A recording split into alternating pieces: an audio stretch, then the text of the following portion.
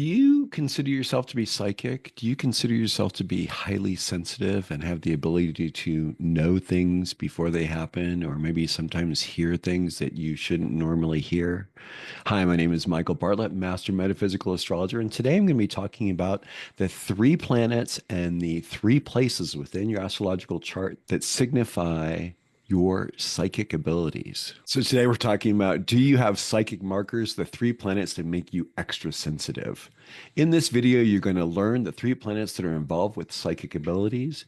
You're going to learn what happens when they're in specific places in your chart and therefore how and where they act out in your life, as well as the type of relationships between the planets that are going to heighten your psychic abilities. Very exciting material. This is really a bit of a deep dive today. So strap in and grab your cup of coffee and let's dive into this deep material. First and foremost, I really need to let you know that everyone has psychic abilities. All of us have inherent senses within us that allow us to pick up on things. It's really just more about whether we focus on them and build those sensitivities, and also whether our charts indicate that we're really here to focus on these parts of ourselves and therefore offer this as a service to other people. First of all, we're going to talk about the players, and these are the who in the play of life.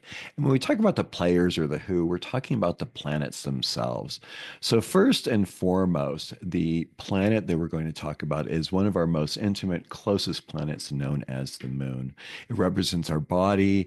It shows our emotional availability, our sensitivities, depending on where it is by sign, by where it is by house. It's going to really drastically affect the ways in which our body and our sensitivities are either heightened or slightly deadened, maybe. Now we get to the planet Mercury. Mercury is a very interesting planet. If you visit Stormy Grace's Astrology University, you will find that I did a whole talk on Mercury. I'll put the link in here for you to see. I highly recommend it. It's a great overview on what Mercury represents. But Mercury is a very unusual planet and an unusual god in that he was able to go down and visit his brother Hades, or Pluto, down in the underworld, was also able to interact with humans on the physical plane, and then hang out with his family up in the sky with the sky gods up on Mount Olympus. So this implies that there's a very interesting ability to travel between the realms when it comes to Mercury. Third most important planet that we're going to be talking about as far as psychic abilities is the planet Neptune. While in ancient history, Neptune or Poseidon was known as a very vengeful god, someone who would really go out and do these things against people and claim retribution and revenge, and a little bit more like an Old Testament God when we think about it, relating it to the Bible. But nowadays, in the modern times, we look at Neptune more as our spiritual self or our spiritualized self or that creative part of ourselves. So when we have Mercury, Moon, and Neptune in relationship with one another, we find that a certain level of magic begins to occur. Now, also, I need to say that this is a very large topic, and I'm only giving an overview on these things. Each of these parts that I'm talking about can be talked about for several hours at a time. So this is just really a brief overview so you get an understanding to see how it looks and maybe whether you have those markers within your chart as well. Now, the places, this is the where it happens. This is by house in the astrological chart. And the first point that we're going to talk about is the vertex. And this is actually a point that shows where we have fated encounters and pivotal moments in our lives. These show up more like when we have in the eighth house, which is Scorpio's natural house. Also, when this happens in any of the water houses, vertex will really show that there is a greater sensitivity and a greater understanding of something deeper. I welcome you to visit astrolibrary.org here /vertex sign calculator. You can put in your information if your astrological program doesn't already calculate the vertex. This is something that will really show an important aspect of where your fated ways are. So when you have it in the eighth house, there's almost an indicator that you're here to do this work and help with other people as well as yourself, of course.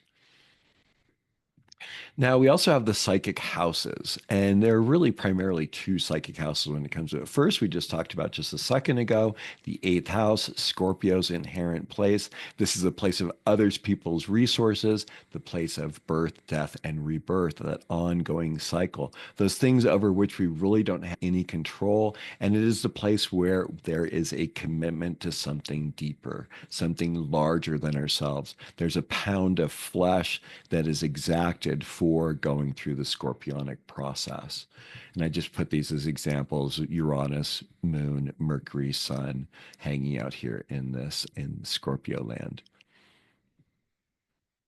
The other psychic house we're going to talk about is the 12th house. It's the place of our unseen enemies and the parts of ourselves that we don't see so clearly and most likely project onto other people. It is the place of our ancestors. It is the placement of our matrilineal line. And especially when we see water signs in this 12th house placement, the same with that 8th house, we find there's a deeper connection to spirit and a deeper sensitivity to things. This is also where the Akashic records, meaning this place where all the records of who we've been in all of our previous lives are stored. This is that place for where this goes on and where they're stored and how we access them. Now, the relationships is really simple in a way. When you think about relationships in astrology, those are what we call aspects. And when you think about it, it's just like in life when you have those people in your life who you get along really well with, and you have those other people in your life who you don't get along well with. Those are aspects. So some of those people you don't get along well with, they probably have squares or oppositions or sometimes conjunctions with you that just don't really rub you in the right way. So, when we want to talk about what kind of a sentience or clarability that you have with the planets, the first we're going to talk about is this Moon Mercury combination, which gives one a clear sentience. This gives you a sort of a feeling nature. You're going to know things on a certain level. You will feel things also. You might get chills very easily. You might sense things very quickly and easily, and how you work with that. The other way that you can do that is when there's a Moon Neptune. This is a very strong, deep, clear sentience as well, and a clear cognizance.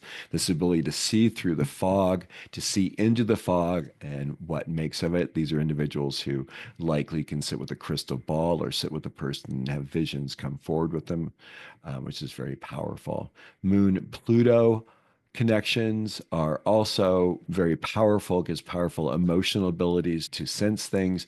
If these aren't regulated very well, these can be very damaging. If there isn't a way that these energies are reflected back in a healthy manner, these can also imply psychological issues. It may be psychological trauma that went on, especially depending on maybe possibly with the mother and or with the nurturing parent. Clairvoyant abilities is a Mercury Uranus combination. This gives flashes of insights, flashes of seeing things. Images come through very clearly. There's a clear understanding and ability to see things. Mercury and Neptune together give a clairvoyant and a claircognizance as well. So there's that deep feeling and understanding as well as a seeing as well. Images can be very clear. The ability to touch things and know where they come from, telemetry, is also well seen with that.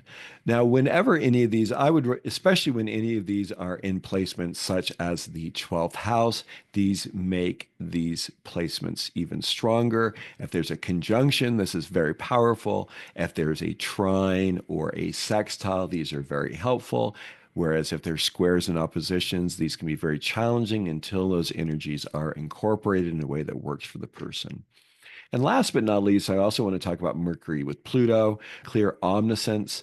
This is this ability to know things in a way that you really wouldn't know things. And this is very challenging for a lot of parents because these are the children who will spit out something or say something at the family table at Christmas time that is a deep, dark secret within the family, that there's no way that child has heard anything about it, but that child knows and will speak it. And so then that person's going to get a little bit ostracized and maybe even shamed. And that's where when I talked to earlier about having healthy reflection is so important.